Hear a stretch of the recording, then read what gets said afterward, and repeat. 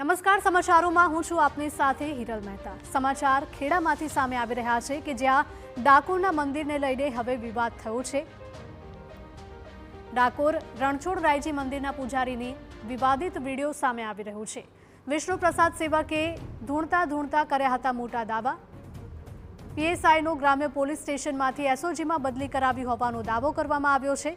PSI અને આખો પરિવાર રડતો હતો તેવું વિષ્ણુ પ્રસાદ સેવકે કહ્યું છે। ત્રીજા દિવસે જ પીએસઆઈની એસઓજીમાં બદલી કરાવી। પીએસઆઈને ડીજીપી સ્ક્વોડમાં બદલીની ઓફર આપી હોવાનો પણ કર્યો હતો દાવો। મહિને 50 લાખ રૂપિયા કમાય તેવી જગ્યાએ બદલીની ઓફર આપ્યાનો દાવો કર્યો છે। લોકોના દુઃખ દૂર કર્યા હોવાનો વિષ્ણુ પ્રસાદ સેવકનો દાવો।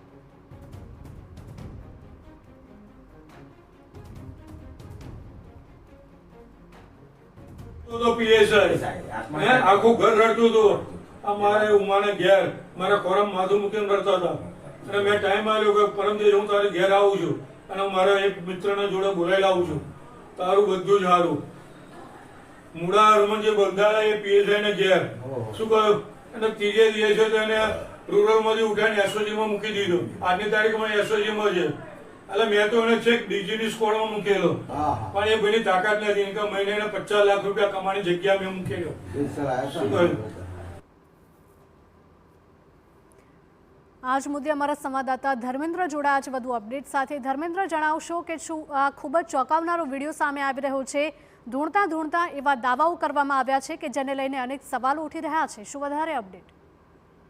હિરલ, સૌથી મહત્વની બાબત તો એ છે કે જે ડાકોર રણછોડજી મંદિરના પૂજારી છે, હંમેશા ભગવાનની પૂજા અર્ચના કરતા તેમના ફોટોઝ વિડીયોઝ અવારનવાર સામે આવતા હોય છે, પરંતુ ક્યારેય પણ વૈષ્ણવ સંપ્રદાયની અંદર આ પ્રકારની ઘટના જોવા નથી મળી કે જે વૈષ્ણવ સંપ્રદાયના પૂજારી હોય તે પોતે ધૂણતા પણ હોય। આ પ્રથમ ઘટના એવી છે કે ડાકોર રણછોડજી મંદિરના પૂજારી કે વિષ્ણુ પ્રસાદ દ્વારા જે એક ફેસબુકની અંદર એમના પોતાના જ વિડીયો અપડેટ કરવામાં આવે છે ને જે વાયરલ થયા છે, જેની અંદર તેમના દ્વારા જે દાવાઓ કરવામાં આવે છે તેની પર ચોક્કસ તેમના દાવાઓની અંદર સત્ય હોઈ શકે છે, કારણ કે તે પોતે પોલીસ પૂજારી હોવાનો દાવો કરે છે। રાજ્યના કોઈ પણ પોલીસ અધિકારી હોય, રેન્જ આઈજી હોય, ડીજીપી લેવલના અધિકારી હોય કે કોઈ મિનિસ્ટર હોય, જ્યારે આવે ત્યારે મોટા પ્રમાણમાં તેઓ વિષ્ણુ પ્રસાદના સંપર્કમાં હોય, તેમના સાથેના ફોટા પણ જોવા મળે છે, તેમના દ્વારા જ પૂજા અર્ચના કરવામાં આવતી હોય છે।